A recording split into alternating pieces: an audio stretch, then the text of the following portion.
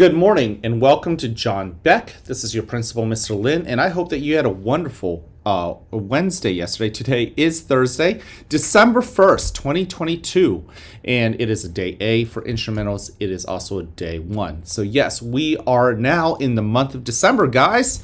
So celebrate that. That's pretty cool. We only have a month left before we enter into the year 2023.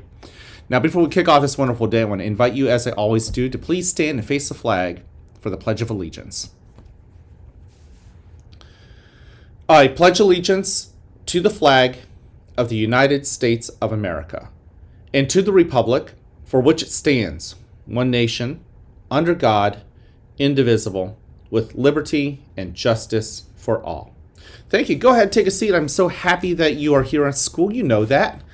Without you, we don't really have a school community. So you are such an important part of that school community, and I love it. Thank you so much. Let's go over our lunch menu for today. Once again, first day in December. And your first lunch, the hot lunch, is the cheese and chicken pizza quesadilla. Choice 2, yogurt parfait with a snack bag. Choice 3, turkey sandwich meal for kindergarten through second grade. And yes, once again, turkey sandwich for grades 3 through 6. And last but not least, the sun butter sandwich. That's your fourth choice. All right, guys, we have 3 expectations here at the school. Only 3, which is pretty amazing when you think about it. That for a school of over 400 kids and all of the grown-ups here, that we only have 3 rules here at the school. Number 1, be respectful. 2, be responsible. And 3, show that you're ready.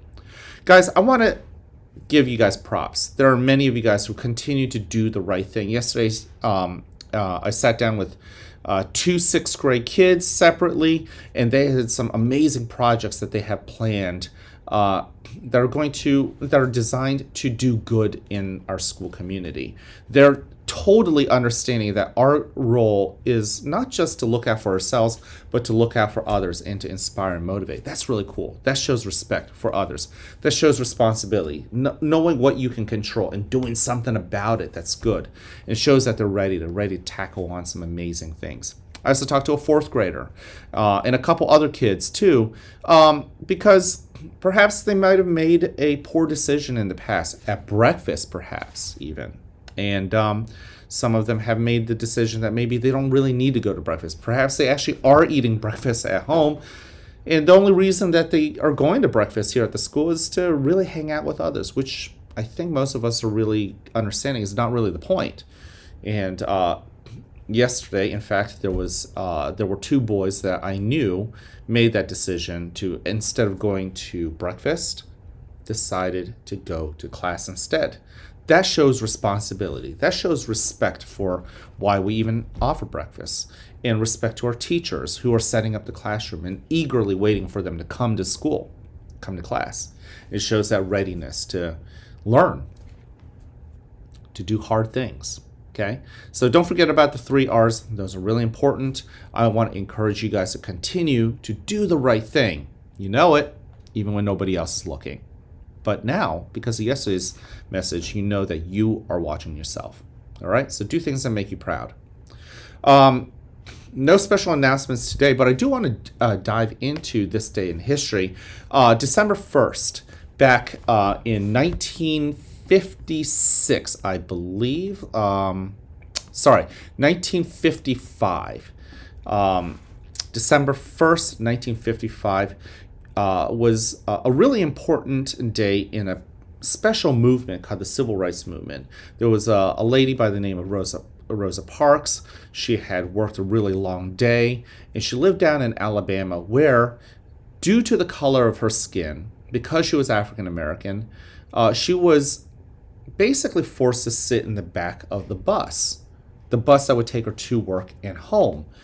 And typically she could sit anywhere, but definitely if it was getting really crowded, the African Americans, those who are the Black Americans, they had to move to the back of the bus.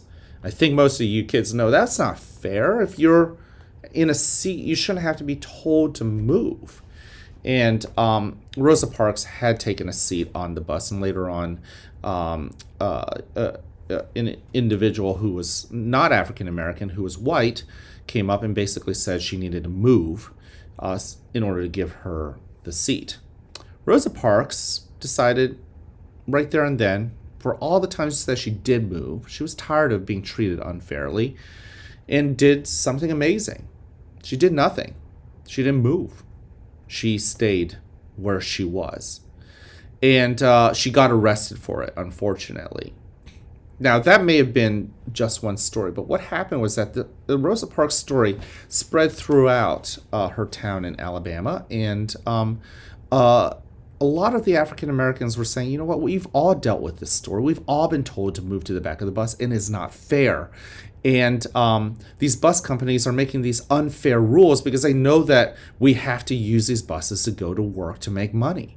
So they ended up having a leader by the name of Martin Luther King Jr., who just said, you know what, guys, I know we need to all use the buses to go to work, but what if we just quit using the bus? Okay, the buses think that we need them to take us to work, but they also need us to pay money to ride the bus. They need our money. So they organized what's called the Montgomery bus boycott, the town of Montgomery, Alabama, and the African Americans and their friends. And what they ended up doing was they ended up carpooling and finding ways to even walk to work. Whatever they did, they didn't use the bus. At first, the bus company is like, oh, this is not going to last very long. They're going to be riding a bus soon. They're going to know that they need us to take them to work. Well, this movement is called the boycott. Boycotting, choosing not to use the bus. Went from a day to 5 days to a week to multiple weeks to a month and more months and more months. It lasted over a year to 381 days that the African American community in Montgomery, Alabama said, no, if the buses are going to treat us unfairly, we're not going to give them our money. We're not going to use the buses. And finally, on the 381st day, the bus companies realized they weren't making any money. In fact, they were losing money. So they decided to change the rules. It was a very important point in the civil rights movement because it did show people like Martin Luther King Jr. that if they worked together, they can make some positive change. They could see things that are unfair and find ways together to make it fair. Martin Luther King Jr. became a famous person in Montgomery, Alabama, and his notoriety, his ability to inspire people ended up inspiring an entire nation.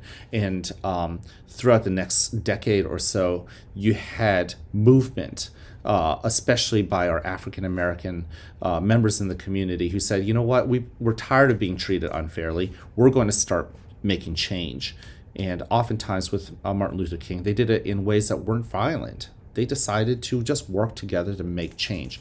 And that's why we do celebrate Martin Luther King Jr. Day as well. So this particular day back in 1955 was an important day because Rosa Parks kind of kicked off this first boycott, the Montgomery bus boycott event. 381 days, man. That's a lot.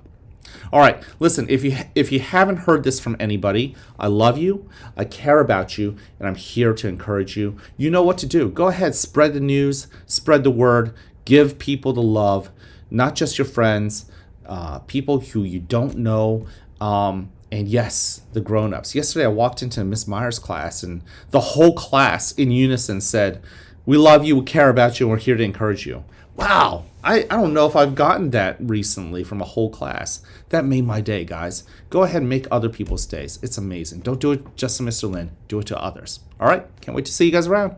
Have an amazing day.